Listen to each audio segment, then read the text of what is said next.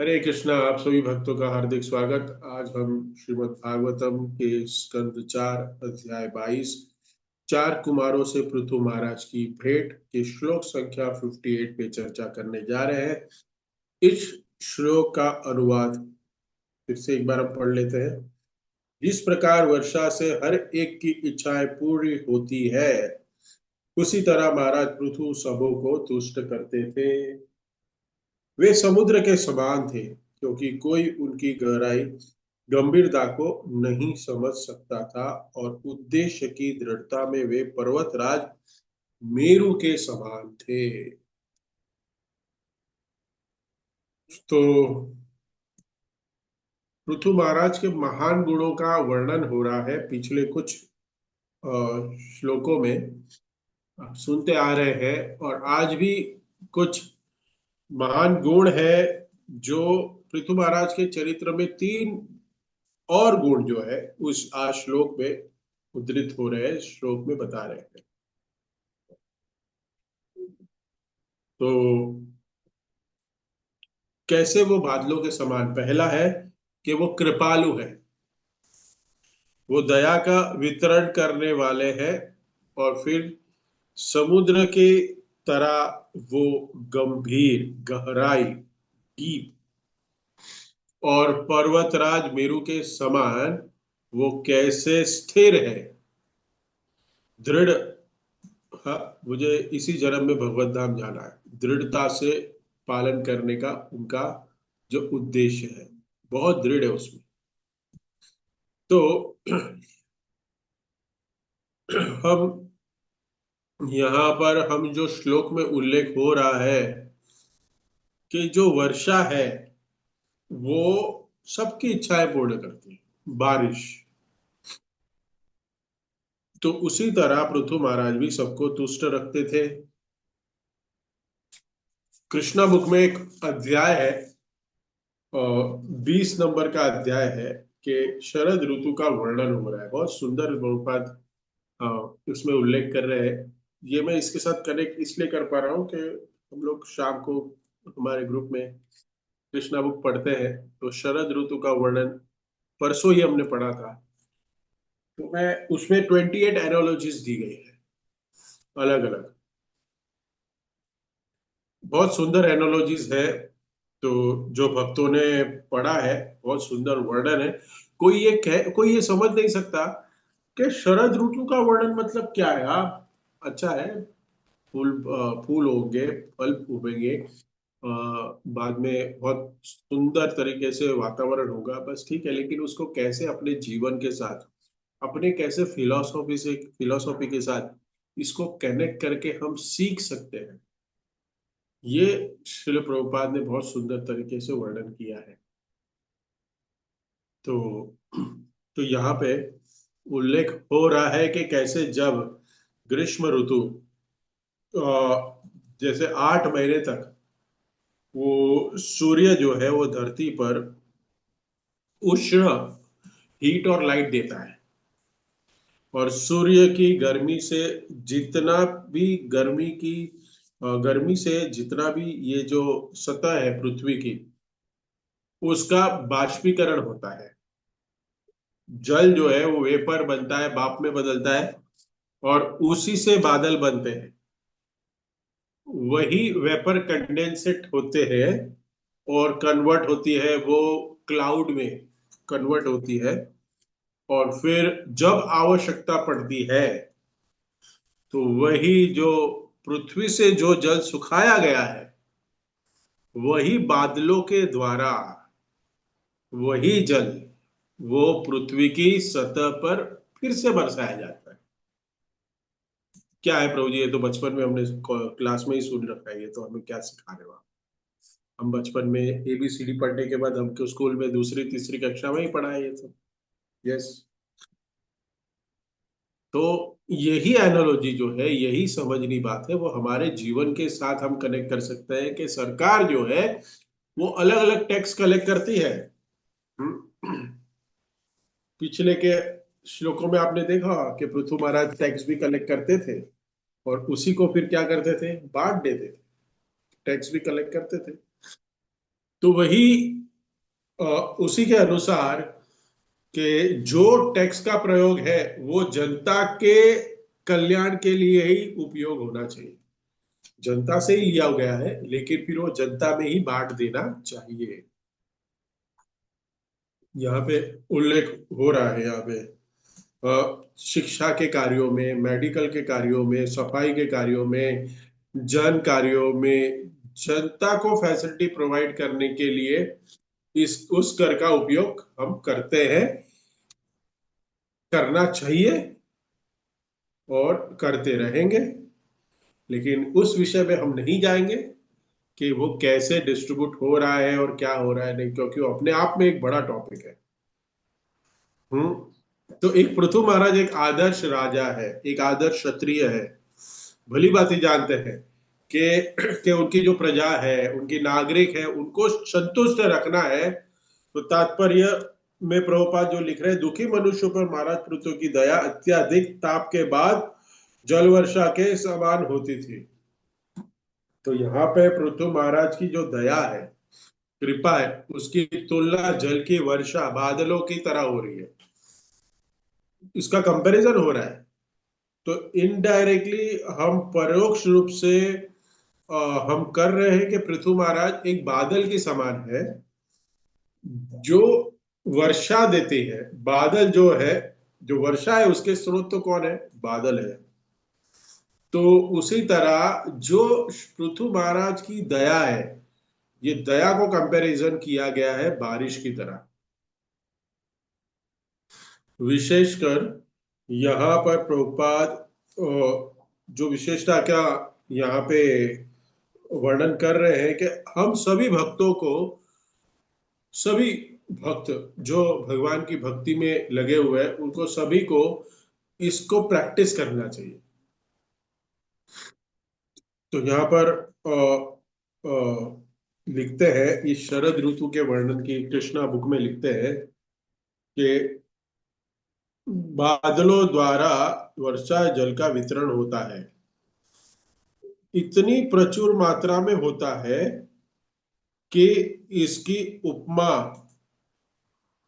इसकी उपमा उदार धनी व्यक्ति के समान है और उसके धन वितरण से की जाती है। बादलों से इतनी वर्षा होती है जहां जल की आवश्यकता नहीं होती, यथा चट्टानों, पर्वतों, समुद्रों में, वहां पर भी प्रचुर जल बरसता है। बताइए। तो बादल पानी बरसाते हैं तो देखते हैं, डिस्क्रिमिनेट करते हैं कि कहाँ जल की आवश्यकता है, कहाँ नहीं है। और जहां पे तालाब नहीं है वहां पे भी पर्वत है, चट्टाने हैं, समुद्र है, उसमें भी जल की आवश्यकता नहीं है, फिर भी वहां बारिश होती है, बरसात होती है वहां पे। तो तो ये उनकी उदारता है, बिना किसी भेदभाव के उदारता का वर्णन कर रहे हैं। तो एक भक्त को भी बिना किसी भेदभाव से दया करनी चाहिए। चैतन्य महाप्रभु के विषय में उल्लेख आता है, कौन योग्य है और कौन योग्य नहीं है। हम चैतन्य चरितामृत में देखते हैं, पढ़ते हैं। कहते हैं, पात्र अपात्र विचार नहीं, ना ही स्थान स्थान, जहां देखे करे प्रेमदान। तो कृष्ण प्रेम चैतन्य महाप्रभु ने बिना विचार किए दिया है, बिना भेदभाव के दिया है। कौन पात्र है, कोई अपात्र है, कोई नहीं देखा। कलयुग में है कौन योग्य, बताइए? सभी लोग तो अयोग्य ही है। कितने कितने पाप किए हम लोग अलग अलग युगों में, इसके लिए हम इस शरीर को धारण करके इस कलयुग में जन्म लिए हैं। उससे भी ज्यादा हमने कलयुग में जन्म लिया और उसके बाद बाद हम मेट्रो सिटीज में जन्म लिए हैं। एक भक्त बता रहे थे कि गांव में जिसका जन्म होता है ना, उसके पास ज्यादा अपॉर्चुनिटी होती है भक्ति करने की। जो इस संसार में जो मेट्रो सिटीज में पैदा हुआ है, वो तो संसार के अलग अलग लग्जरी के पीछे भाग रहा है, तो उसको अपॉर्चुनिटी कम मिलती है। लेकिन आज हमारे पास देखो, श्री श्री राधा रासबिहारी है, श्री श्री गोकुलानंद मंदिर है, सेंटर है। तो हम मेट्रो सिटीज में रह के भी इसको हम, इस जो तथ्य है ना, ये जो कथन है, उसको हम झूठा ठहराने का कोशिश कर रहे हैं कि नहीं, ऐसा नहीं है प्रभु जी। हाँ, मेट्रो सिटीज में रह के भी हम अच्छी से भक्ति कर सकते हैं। हाँ, तो तो भगवान चैतन्य महाप्रभु सबसे अनोखा, सबसे उत्तम जो गुण बांट रहे हैं, जो हमें बांट रहे हैं, कृष्ण भक्ति बांट रहे हैं, ये चैतन्य महाप्रभु की उदारता है, हमारे छह गोस्वामी की उदारता है। तो जब रूप गोस्वामी चैतन्य महाप्रभु को प्रयागराज में मिले थे, तो उनकी स्तुति करते क्या कहते हैं? हम हर रोज चैतन्य महाप्रभु के प्रणाम मंत्र में बोलते हैं, ओम महावदान्याय कृष्ण प्रेम प्रदाय थे कृष्णाय कृष्ण चैतन्य नामने गौर विषय नमः महावदान्याय, और मोस्ट मर्सीफुल। तो चैतन्य महाप्रभु परम उदारी है। उनके चरण चिन्हों पे चल के जो अनुयायी है, कृष्ण भावना भावित जो भक्त है, अ, उनको भी उदार होना चाहिए। हाँ, उदार होना भक्तों का बहुत बड़ा गुण है। और अभी ये उदारता आपकी टेस्ट होने वाली है कुछ आने वाले दिनों में। क्या ऐसे टेस्ट होगी, बता पाएगा कोई? आने वाले दिनों में कुछ आपकी उदारता का, हमारी उदारता का टेस्टिंग है। चलो बुक मैं ही बता देता distribution, book book distribution. Distribution. हूँ, आएगा, मैराथन आएगा। तब उदारता दिखेगी कि हम कितने उदार हैं जीवों के प्रति, हम क्या प्रयास कर रहे हैं। तो पृथु महाराज की दया, हाँ, जैसे अत्यधिक ताप के बाद जल वर्षा होती है, तो भौतिक जगत में हर कोई दुखी है। दुखालयम अशाश्वतम, भौतिक जगत में हर व्यक्ति दुखी पड़ा हुआ है। और एक वैष्णव जो है, उसका एक लक्षण क्या है? पर दुख दुखी। हम्म, अगर किसी को कष्ट में देखता है तो उसको भी कष्ट होता है स्वाभाविक रूप से, तो उसका जो करुणा का भाव है वो जागृत हो जाता है। तो भक्तों को, जो चैतन्य महाप्रभु का ये महान जो मिशन है, कृष्ण प्रेम बांटना, हरि नाम को बांटना, प्रभुपाद के ग्रंथ को बांटना, और प्रसाद में प्रभुपाद के प्रसाद, भगवान के प्रसाद को बांटना, उसको लार्ज स्केल में करना चाहिए हम सभी को एकत्र होके। हम्म तो हमें हमेशा तैयारी रखनी चाहिए। जैसे चैतन्य चरितामृत में भी उल्लेख आता है कि चैतन्य महाप्रभु कहते हैं कि मैं अकेला माली हूं, मैं कितने फ्रूट्स बांट सकता हूं, मैं अकेला माली, मैं कितने बांटूंगा, मुझे सहयोग चाहिए इस फलों को बांटने वाला। चैतन्य महाप्रभु के लिए मुश्किल था बांटना, स्वयं भगवान है, वो ऐसे चुटकी बजाए तो तुरंत कर सकते हैं। जैसे हम सुनते हैं कि भक्ति विनोद ठाकुर, वो सक्षम थे अकेले, हाँ, प्रचार करने के लिए। तो वो अकेले पर्याप्त थे पूरे ब्रह्मांड को तारने के लिए, लेकिन वो हमारे लिए कुछ मिशन छोड़ के गए। चैतन्य महाप्रभु भी कह रहे हैं कि ये महान कार्य है कृष्ण भावनामृत को बांटना, ये मैं अकेला कैसे बांटूंगा, मैं ये फ्रूट सबको कैसे बांटू, आप लोग भी सहायता करिए। जबकि चैतन्य महाप्रभु सक्षम है, क्योंकि वो स्वयं भगवान है। लेकिन चैतन्य महाप्रभु ये मिशन हमारे पर छोड़ के गए कि आप भी करो। तो बादल जो बरसते हैं वो पूरी उदारता के साथ बरसते हैं, वैसे ही भक्तों को भी बहुत उदार होना चाहिए, और ये उदारता आने वाले 45 डेज में दिखेगी बुक्स डिस्ट्रीब्यूशन में। ये ये और एक लक्षण यहाँ पे हम जो देख पा रहे हैं बादलों में, प्रभुपाद लिख रहे हैं कि ग्रीष्म ऋतु के बाद जल की नितांत आवश्यकता होती है। अतः ये बादल उस धनी व्यक्ति के समान है जो आवश्यकता पड़ने पर अपना पूरा कोष लुटा देते हैं।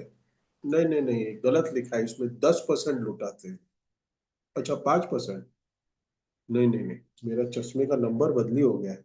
पूरा लिखा है यहाँ पे तो प्रभुपाद ने, पूरा लुटाते हैं, पूरा कोष लुटा देते हैं। ओहो हो। तो बादल जो है वो अपने पास रखता है कुछ पानी? नहीं, वो सब कुछ अर्पित कर देता है। नहीं सोचता कि नहीं नहीं मैं अपने पास रखता हूं बादल का पानी, नहीं नहीं नहीं आप लोग को सिर्फ 5% लूंगा, 10%। नहीं नहीं नहीं, पूरा पूरा।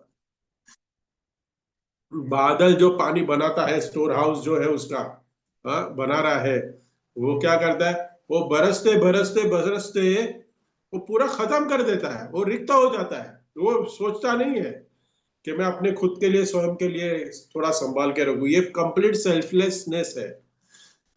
बादल से सीखना चाहिए ये। देखो प्रभु जी क्या है, देखो यही शास्त्र है ये शास्त्र हमें दिव्य चक्षु प्रदान करते हैं कि ये जो हम पिछले 6 महीने से बारिश को सहन कर रहे थे, 6 महीने से बारिश हो रही थी इतनी, उसके पीछे हम कैसे भक्ति के भाव को समझे। हाँ, तो बादलों को कोई परवाह नहीं है, कितना भी पानी बांट रहे हैं, लेकिन अपने लिए नहीं रखते। ये शिक्षा है, ये शिक्षा है भक्तों को ग्रहण करने के लिए। हम्म। तो भक्तों को भी अपने खुद के लिए कुछ कंसर्न नहीं होना चाहिए। पूर्ण रूप से उस प्रचार आंदोलन में अपने को झोंक देना चाहिए। हाँ, कौनता यह प्रति जाने थी, न में भक्ता प्रणश्यति, भगवान भगवत गीता में कह रहे हैं ना कि भक्तों का कभी नाश नहीं होता। उसके पास अपनी कुछ एफडी हो या इंश्योरेंस हो या टर्म इंश्योरेंस हो या न हो, कोई उसका नाश नहीं कर सकता अगर वो भक्त है। हम्म। वो अपनी स्वयं की चिंता के बिना पूर्ण रूपेण, हाँ, महान संकीर्ण आंदोलन की अग्नि में अपने आप को झोंक देता है। और भगवान उस भक्त के लिए गारंटी देते हैं, तक्ता देहम पुनर्जन्म नैति मामेति सो अर्जुन। ऐसे भक्त को लिया जो अपने आप को पूर्ण झोंक दिया है।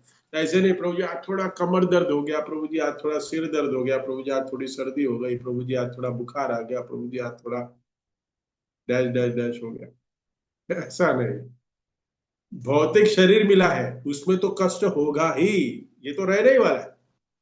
ये भौतिक शरीर जो है वो एक दिन भी नहीं आपको कष्ट दिए बिना रहेगा। वो ये भौतिक शरीर में हमेशा कोई ना कोई व्याधि रहेगी दिन में, पूरे दिन भर, पूरे रात भर, पूरे दिन भर। हाँ, तो हम देखते हैं कि देखिए भगवान कितने कृपालु है। जैसे एक भक्त बता रहे थे कि आजकल हमने ना कुछ एक टेक्नोलॉजी बना ली है जिसको हम ट्रांसप्लांट करते हैं। हाँ, किसी का हार्ट ट्रांसप्लांट होता है, किसी का किडनी का ट्रांसप्लांट होता है। तो अलग अलग हमारे जो अंदर के ऑर्गन्स है वो हर एक का हम ट्रांसप्लांट कर सकते हैं अभी। लेकिन भगवान श्री कृष्ण पूर्ण बॉडी का ट्रांसप्लांट करते हैं। तक्ता देह पुनर्जन्म नैति मामेति सो अर्जुन। हाँ, भगवान स्पिरिचुअल बॉडी देने को तैयार है, बताइए। और कोई फीस नहीं। कोई कोई हमें देख समझ सकते हैं कि भगवान तो पूरा शरीर ट्रांसप्लांट करेंगे। हाँ, क्या करेंगे? एक एक हमें ऐसा शरीर प्रदान करेंगे जिसमें ना तो बुढ़ापा आएगा, ना तो उसमें कलर करने की जरूरत है बाल को, ना हमें कोई डॉक्टर के पास जाने की जरूरत है, ना उसको शिक्षित करने के लिए कोई बड़े बड़े विद्यालय में जाने की जरूरत है। ऐसा स्पिरिचुअल शरीर देंगे, बड़ा ट्रांसप्लांट हो जाएगा। भौतिक शरीर से आध्यात्मिक शरीर मिल जाएगा, बताइए। तो हमें तो इसको प्राप्त करने के लिए तत्पर रहना चाहिए। लेकिन हम क्या करते हैं कि हमारा कभी कभी कोई हृदय में प्रॉब्लम हो गया, कभी किडनी में, कोई ये, कोई लीवर, कोई ये, उसको ट्रांसप्लांट करने के लिए भागते रहते हैं, बताइए। हाँ, लेकिन ये महान मिशन से हमें सबसे बड़ा हमारे शरीर का ट्रांसप्लांट होने वाला है। लेकिन प्रभु जी कभी प्रूफ नहीं है ना हमारे पास, आपने कभी ऐसा दिखाया नहीं कभी। ऐसा मैं बार बार अभी मैं सोचता हूँ कि भगवान को अपनी भगवत्ता दिखाने के लिए ना कभी कभी ऐसे भेजना चाहिए एक्सपीरियंस के साथ भक्तों को। हाँ, तो शायद लोग है ना बहुत सीरियस हो जाते हैं, भगवान का ही गलती है, प्रभु जी भगवान का ही गलती है। कभी कभी ऐसे एग्जाम्पल के साथ कभी चैनल पे आ जाए कि कोई इस व्यक्ति को मिला, जो ये व्यक्ति अभी भगवत धाम गया था और अभी हमें मैसेज देने के लिए यहाँ आया हुआ है। ऐसा कभी इस्कॉन जू में ऐसे व्यक्ति का सेमिनार रखे कि जो वहां से आया है भगवत धाम से, तो फिर लोग कितने सीरियस हो जाएंगे क्या नहीं? हरे कृष्णा, होंगे क्या नहीं? हाँ? नहीं होंगे, कि देखने के बाद भी नहीं होंगे। इसके लिए भगवान भेज नहीं रहे। भगवान को मालूम है मैं अपनी भगवत्ता का दर्शन कर दूंगा, और उस मैं तो कहता हूं उस व्यक्ति को अगर भगवान ने भगवत धाम से भेजा भी ना, तो हम उस व्यक्ति के साथ फोटो और सेल्फी निकालने में ही रह जाएंगे, और फिर पोस्ट करेंगे फेसबुक पे कि मैं इस व्यक्ति को मिला। अरे लेकिन उस व्यक्ति ने क्या किया और कैसे भगवत धाम दिया, उसको उसको फॉलो करना चाहिए हमें। हाँ, तो ये तो व्यंग है, ठीक है, लेकिन चलिए। तो हम देखते हैं हमारा डेडिकेशन, जैसे बली महाराज ने भी डेडिकेशन से अपना सर्वस्व समर्पण कर दिया, जैसे बादल सर्वस्व दे देते हैं, हमें सब कुछ दे देते हैं। They don't carry a pinch of water. वो जैसे रिएक्शन होता है बादल में, वो तुरंत सब कुछ खाली कर देते हैं पूरा। तो हम देखते हैं वामन देव, वामन भगवान बली महाराज के पास आए थे, और बली महाराज तैयार थे सब कुछ देने के लिए, लेकिन उनके गुरु रोक रहे थे। तो हमारे जीवन में भी कुछ है ऐसे गुरु जो हमें रोक रहे हैं। एक्सटर्नल गुरु नहीं है, हमारे अंदर ही बैठे हुए हैं, हमारा काम क्रोध लोभ ये सब बैठे हुए हैं हमारे, हमने उसको गुरु बना लिया है हमारा, कि भाई तुम हम पे कंट्रोल करो। तो शुक्राचार्य को चिंता थी बहुत कि अगर बली महाराज सब कुछ दे देंगे तो उनका कौन रेम्यूनरेशन देगा, उनका कौन पालन पोषण करेगा। तो वैसे ही हमारा जो इंद्रिय तृप्तियां है, हमारे इंद्रिय तृप्त करने की जो भोग है, वासनाएं है, जो जो हमारी इच्छा है, वो हमें रोक रही है। क्योंकि अगर हमने सब कुछ दे दिया तो फिर इच्छा को पूर्ति कौन करेगा? इच्छा खुद बोलती है फिर मेरे को, मेरी जो इच्छा है, मेरी जो पूर्ति करनी है, मुझे ये करना है, वो करना है, एक्स वाई जेड ये सब करना है, वो कैसे करोगे? इसलिए तुम मत दो, समर्पण मत करो। लेकिन बलि महाराज ने सुना अपने गुरु का, नहीं, जब पता चला विष्णु है सब कुछ छीनने आए हैं, मालूम होने के बावजूद भी अपने आप को आत्म निवेदन कर दिया। तो भगवान विष्णु के चरण कमलों में पूर्ण रूपेण आत्म निवेदन कर दिया। यहाँ पे प्रभुपाद उदाहरण यही दे रहे हैं कि जो कृष्णा मुख है उसमें रामचंद्र जी के पिताजी दशरथ महाराज का उदाहरण है। जब वो शत्रुओं से लड़ने जाते थे, कोई दया नहीं। हाँ, जैसे किसान जो है वो खरपतवार जो होती है उसको मूल से नष्ट कर देता है, अनवांटेड जो उगता है, हाँ, घास उगती है या कोई पेड़ पौधा उगता है तो उसका नाश कर देता है। तो कहते हैं कि जब दशरथ महाराज ऐसे दुश्मन के जब लड़ाई करने जाते हैं तो सबका विनाश कर देते हैं, लेकिन जब दान देने का समय आता था तब अपना कोष पूरा खाली कर देते थे। हाँ, उसी प्रकार बादलों के समान वर्षा करते थे। तो राजा का ये कर्तव्य है कि अपने लिए का कुछ ना रखे और सब कुछ प्रजा के हित के लिए, भक्ति के लिए। ऐसे नहीं कि आ, आ, अभी एक है ना यहाँ पे पुणे में एक पॉलिटिशियन है, उसका बर्थडे था, तो उसने बहुत कुछ लुटा दिया अपना। तो क्या लुटाया उसने? एक बहुत बड़े, कम से कम मैं बोलता हूँ 5-6 हजार लोग होंगे, 5-6 हजार। और इतना बड़ा मात्रा में बड़े पार्टी हुई, तो पार्टी में मेरा ऑफिस का जो स्टाफ है, वो प्यून है, वो मुझे बता रहा था कि बहुत बड़ा पार्टी किया सर उसने, बहुत बड़ा पार्टी। बोला क्या मिला आप लोग को? तो बोला कुछ नहीं, बस गए, बहुत नाचे कूदे, 5,000 से 6,000 लोग, बता, पूरे पूरे एरिया में सबको बुलाया था। सबको क्या बांटा? बिरयानी। मैं बोला बिरयानी तो ठीक है, और कुछ मिला के नहीं होता? आना अनलिमिटेड दारू भी था। बताइए, इतने लोगों को अपने कोष का जो पैसा था गवर्नमेंट का, बोले तो उसके पास तो अपने जेब का कमाया हुआ पैसा है नहीं। उसे कौन सा पैसा है? वो हमारा ही पैसा है, टैक्स का पैसा है, गवर्नमेंट का पैसा है। उसको जनता में ऐसा लुटाया। ये अज्ञान है।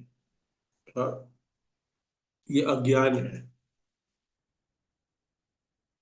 लोगों को लग रहा है कि लोगों को ऐसे, तथाकथित लोगों को लगेगा कि ये जो टैक्स का पैसा है वो हमारे ऊपर न्यौछावर कर रहा है, लेकिन कैसा होना चाहिए? हाँ। सो हमें ये समझना चाहिए कि कहाँ स्पेंड करना चाहिए। ये एक पॉलिटिशियन को भी समझना चाहिए, एक भक्त को भी समझना चाहिए। और हम कह सकते हैं कि पृथु महाराज के ये उदाहरण से कि कैसे उन्होंने अपने कोष के जो अमाउंट है, जो उनका कोष है, जो संपत्ति है, उसको कैसे भक्ति के लिए यूज किया। तो ये जानना बहुत जरूरी है हम सभी को कि इसको कैसे हम हमारे जीवन में उसको उपयोग में लाए। इस शिल प्रभुपाद कहते हैं कि कैसे पृथु महाराज अपनी कृपा की वर्षा दे रहे थे। हाँ, जैसे कैसे उनकी इच्छाओं, जो प्रजा है उनकी इच्छाओं को संतुष्ट कर रहे थे। सॉरी। तो हर एक की इच्छाएं पूरी होती है, उसी तरह महाराज, सॉरी, पृथु सबको तुष्ट रखते थे। फिर आगे उल्लेख आ रहा है, इसी प्रकार पृथु महाराज इतने धीर तथा गंभीर थे कि कोई उनके प्रयोजन की था नहीं कर पा सकता था। तो जितने भी ये दयालु होना, धीर होना, गंभीर होना, स्थिरता, ये सब वैष्णव के गुण है। चैतन्य चरितामृत में 26 गुण बताए गए हैं। चैतन्य महाप्रभु सनातन गोस्वामी को बताते हैं कि 26 गुणों को भक्तों को इंडल्ज मीन्स ही they has to empower, they has to उनको सिंचन करना ये गुणों को। तो लेकिन यहाँ पे ये तीन है। अभी आप देखें कि भगवान तो भगवान के ही अवतार है, पृथु महाराज 27 अवतार। तो ये गुण दर्शाना तो उनका अनिवार्य है। उनके पूरे जीवनी में हम देख पा रहे हैं भगवान के शुद्ध भक्त है पृथु महाराज, और स्वयं भगवान के 27 अवतार है। तो ये गुण होना ये स्वाभाविक लक्षण है, लक्षण होंगे ही, गुण होंगे ही। लेकिन हमें इस उदाहरण से समझाया गया है कि समुद्र कितना डीप है, कितना चौड़ा है, कितना लंबा है, वो हम नहीं नाप सकते। हम उसको मेजर नहीं कर सकते, अपरिमेय। हाँ? जो जिसका नाप नहीं सकते। तो प्रभुपाद तात्पर्य में कह रहे हैं कि जैसे समुद्र की गंभीरता, गहराई, एक गहराई के बाजू में ना गंभीरता लिखा। एक भक्त को अपने भक्ति को, अपनी भक्ति जो है, ये भक्ति का दो पैरामीटर है। एक तो भक्ति हम जो करते हैं, जो भगवान के साथ हमारा संबंध स्थापित करते हैं, उसको इतनी गहराई तक लेके जाना चाहिए जैसे कि हम भक्ति में, वांछन में, नियमों में, और भगवान से प्रेम प्राप्त करने की जो हमारी लालसा है, उसमें इतना गहरा डूब जाना चाहिए, एकदम डीपेस्ट। हम कहें कि शास्त्रों के अध्ययन अध्ययन में, हमारी साधना में हमें डीप जाना चाहिए, समुद्र की तरह। समुद्र जो है वो अपनी गहराई है वो दिखाता नहीं है कभी। अगर आप देखते हैं, उसको नापना पड़ता है और उसका कुछ पैरामीटर्स होता है।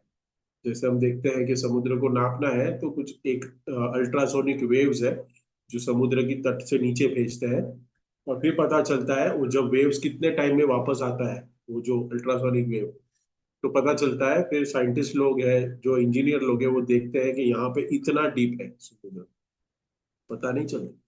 भक्त को अपनी भक्ति को ऐसे ही डीपेस्ट मोड तक लेके जाना चाहिए, लेकिन बताना नहीं चाहिए, दिखता नहीं है, दिखना नहीं चाहिए।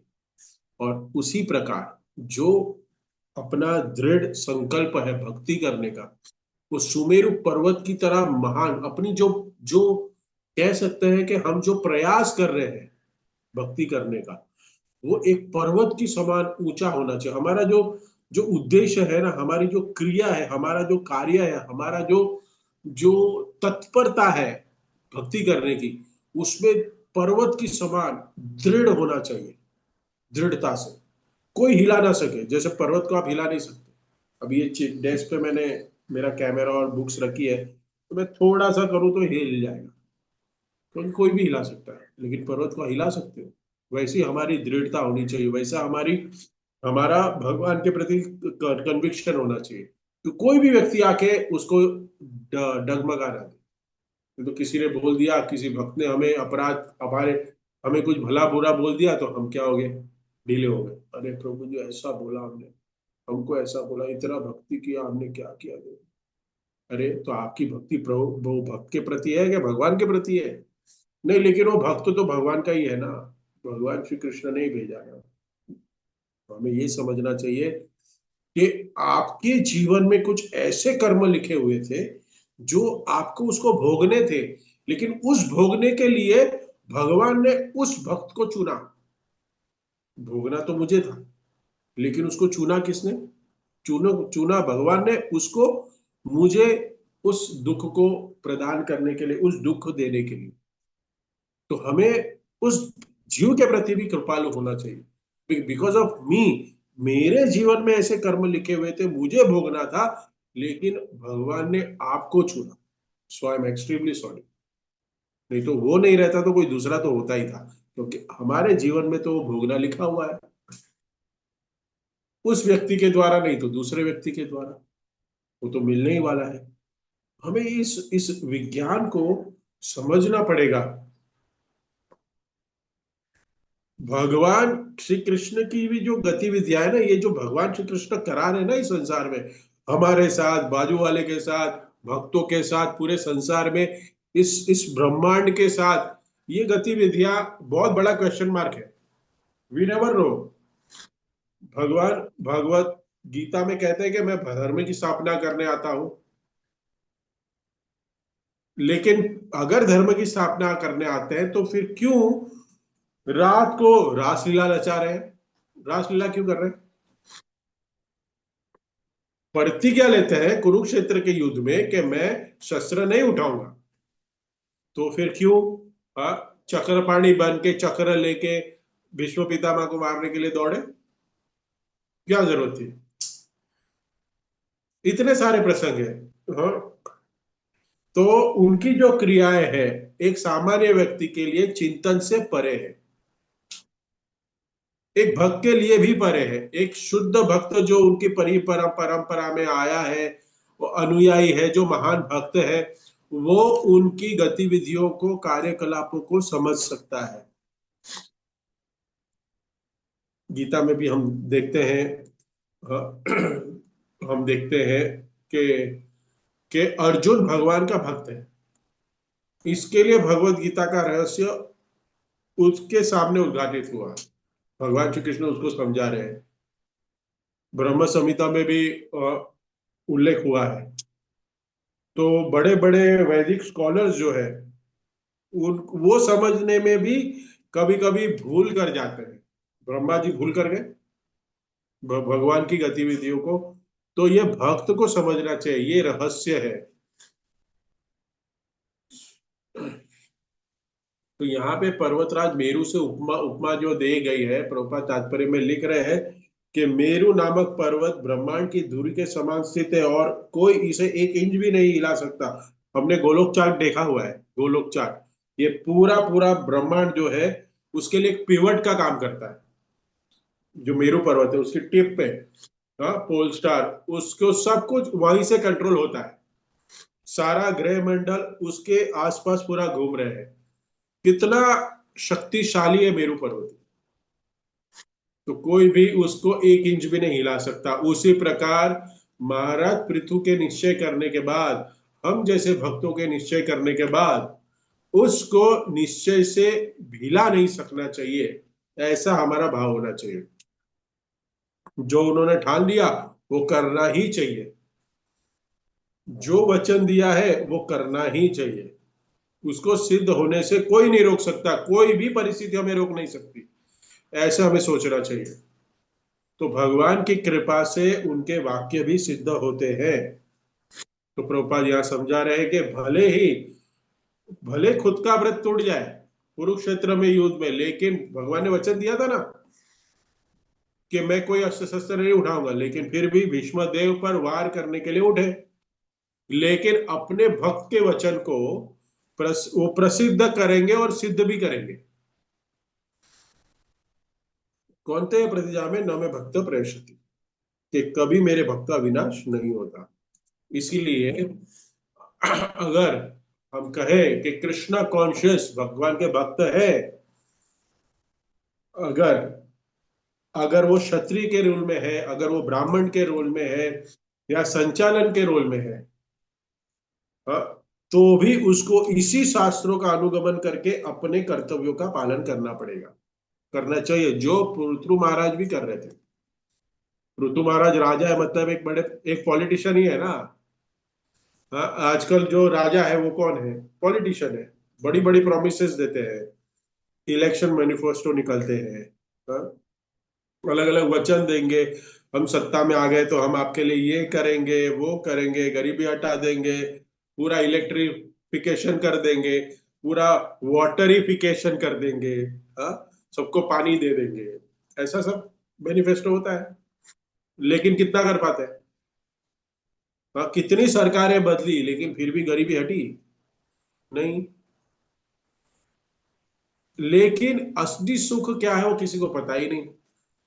हम सुनते आ रहे हैं यहाँ पे कि बिजली देने से कोई असली सुख नहीं मिल सकता, क्योंकि बिजली मिलेगी तो बिजली फ्री में है तो उसके लिए उपकरण लेने पड़ेंगे, और उपकरण के लिए पैसा लेना पड़ेगा। उपकरण थोड़ी फ्री में है, कोई सुख ही नहीं है। हाँ, उसको जन्म मृत्यु जरा व्याधि तो आएगी, 3 प्रकार के ताप तो सहन करने ही पड़ रहे हैं। देखिए अभी दिल्ली में बॉम्ब ब्लास्ट हो गया, हाँ, क्या कहें, हो गया, 12 लोगों की मृत्यु हो गई, कितने लोग घायल हो गए। हाँ, ये ताप तो है ही सबके जीवन में। भले उसमें दिल्ली में आप यमुना रिवर साफ कर दो पूरी, करना चाहिए, यमुना हमारी माता है, साफ कर दी चाहिए, लेकिन फिर भी ऐसे सब उद्देश्य को अपना मैनिफेस्टो बना के कोई जीवन में शांति नहीं ला सकता। तो असली जो पृथु महाराज है उनको पता है कि असली जनता का कल्याण कैसे होगा, वास्तव में जनता का कैसे कल्याण कर सकते हैं, कैसे कृष्ण भावना भावित बना सकते हैं। तो ये समझना बहुत जरूरी है कि वास्तविक रूप से जनता का हित कैसे होगा। तो यहाँ पर हम देख रहे हैं, शिक्षा ले सकते हैं कि कैसे भक्तों को भी अपनी स्पिरिचुअल प्रैक्टिसेस जो है, कृष्ण भावना भावित की प्रैक्टिसेस है, उसमें बहुत अप्स एंड डाउन आएंगे और माया परीक्षा लेते रहेगी, लेकिन कभी भी हमें मार्ग है, भगवत धाम जाने का जो मार्ग है, उसमें जो हम चल रहे हैं उसमें कभी डगमगाना नहीं। इस मार्ग पे हम चलते रहे हमेशा। हम चर्चा करते हैं तो समुद्र से भी एक अलग अलग एनोलॉजी सीख सकते हैं। तो ये जो पूरा इस्कॉन आंदोलन है ना, एक बोट है, नाव की समान है, और ये जो समुद्र है भव सागर है। जैसे हम बोट से ओशन को क्रॉस करते हैं, वैसे ही प्रभुपाद ने हमें एक बहुत सुंदर फैमिली प्रदान की है, एक आंदोलन दिया गया है, ये जन्म मृत्यु जैसा जो बड़ा भव सागर है उसको पार करने के लिए। तो भले ही कितने भी टेस्ट आए, कैसे भी रूप से हमें ये प्रताड़ित करे, लेकिन फिर भी हमें इस बोट से कभी भी निकलना नहीं है, भक्तों के संग से कभी भी निकलना नहीं। इतना हम दृढ़ निश्चय कर ले कि कुछ भी हो जाए, हम बोर्ड से उतरेंगे नहीं, हम एसोसिएशन छोड़ेंगे नहीं। हमें अगर सही समझ है शास्त्रों की, तो भले ही बोट में कोई फर्स्ट क्लास में बैठा होगा, कोई जनरल क्लास में बैठा होगा, और शायद अगर हम कहें कि प्रभु जी मेरे पास तो डॉर्मेट्री की टिकट है, और कोई कहे कि मेरे पास टिकट ही, मेरे को जो एकदम जनरल क्लास की दी गई है प्रभु जी, ये क्या है, ये मैं नहीं बैठूंगा। अरे भाई, तुम्हारा बैठना इंपॉर्टेंट है। क्यों? क्योंकि बोट तो आपको किनारे लेके जाएगी ना। भले फर्स्ट क्लास में जाओ, सेकंड क्लास में जाओ, थर्ड क्लास में, लेकिन बैठे रहो। भले बैठने के लिए कोई रूम ना मिले, खड़े रह के तो जाइए। हाँ? अगर प्रभुपाद जी के ग्रंथों का अध्ययन नहीं, अध्ययन के साथ मनन भी करेंगे, तब ये सब चीजें हमें समझ में आएंगी। तब जाके हम इस सब देखते हैं ना हम, देखा गया है हमारे इस्कॉन समाज में भी, कभी कभी ऐसे दिखता है, उसको हम समझ पाएंगे। ये जो दिख रहा है उसको कैसे हम देखें, तो उसको हम कैसे प्रैक्टिस में लाए, कि हम ये हायर टेस्ट ले कैसे, कभी हम हमें स्वाद कभी आएगा भक्ति का, जब हमें ये समझ में आएगा ना, तो ये भौतिक जगत का तथाकथित रस जो है ना, वो हमें फीका लगेगा। हमारी इच्छा ही नहीं होगी कि हम भक्तों से कभी, भक्तों के संग से हम कभी दूर जाए, भले ही हमारे जीवन में उस भक्त के माध्यम से कितने भी दुख आते हो। सो हमें ये समझना चाहिए इस चीज को। हम देखते हैं राजा प्रताप रुद्र का उदाहरण। हाँ, उनकी बहुत इच्छा थी ना चैतन्य महाप्रभु से मिलने की, लेकिन चैतन्य महाप्रभु मिल नहीं रहे थे। इसको सुनिए, इसको इसको एनोलॉजी की सुनिए। भगवान से मिलने की इच्छा है, लेकिन जो माया रूपी हमें परेशान कर रहे, हमें मिलने नहीं दे रही। किसी भी कोई भी हमारे उद्देश्य को, जो माया है वो हमारा उद्देश्य पूर्ण करने नहीं दे रही। राजा प्रताप रुद्र परम वैष्णव थे, कोई सामान्य राजा नहीं थे, लेकिन सामाजिक मर्यादा की दृष्टि से चैतन्य महाप्रभु उस व्रत को तोड़ना नहीं चाहते थे, इसके लिए राजा को नहीं मिलना चाहते थे। लेकिन बहुत भक्त लोग प्रयास करते हैं, लेकिन चैतन्य महाप्रभु एग्री नहीं होते, तैयार नहीं होते। अंत में प्रताप रुद्र क्या करते हैं, प्रताप रुद्र क्या करते हैं कि अगर चैतन्य महाप्रभु मुझसे नहीं मिलेंगे, और वो संकल्प करते हैं, क्या संकल्प है, कि अगर वो मुझे दर्शन नहीं देंगे तो मैं अपना प्राण त्याग करूंगा। तो प्रभुपाद उसी विषय में तात्पर्य में बताते हैं कि डिवोटी को भी राजा प्रताप रुद्र के जैसे डिटर्मिनेशन होना चाहिए। It should be determined to advance in Krishna consciousness. Krishna भावनामृत में अगर हमें प्रगतिशील होना है, अगर होना है, तो प्रताप रुद्र महाराज की तरह, जो पूर्ण निष्ठावान है, दृढ़ संकल्प ले लिया, जो भी हो जाए, मुझे मुझे भक्तों का संग नहीं छोड़ना है, मुझे प्रभुपाद जी की धोती पकड़ के रखनी है।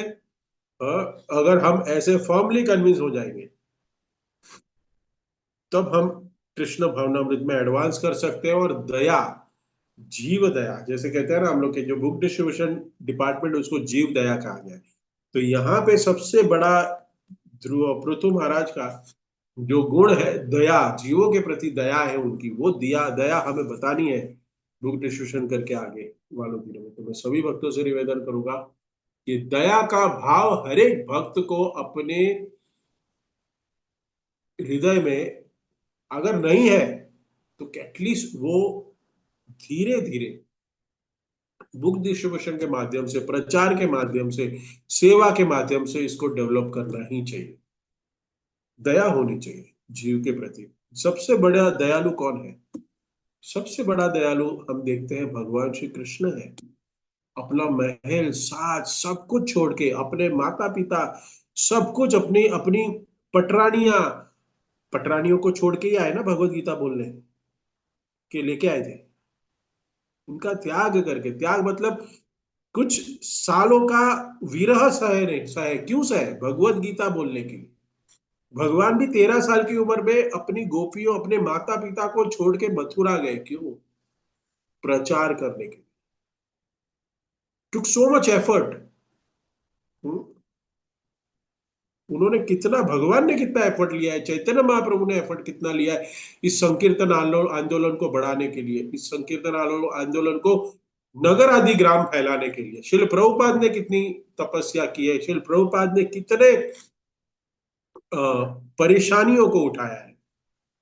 और हम हैं कि थोड़ी सी परेशानियां उठाने के लिए हम तैयार नहीं। तो हमें इस गुण को अपनाना है और तुरंत तैयार होना है हमें। We should be ready for book distribution. ज्यादा से ज्यादा हम सबको इसको वितरण करना है, और जितना ज्यादा वितरण करेंगे उतना दया का भाव दर्शन होगा कि कितना दयालु है। So thank you everyone for joining. किसी कोई भक्त का कमेंट, टिप्पणी, प्रश्न, करेक्शन है तो पूछ सकते हैं। हरे कृष्णा। हरे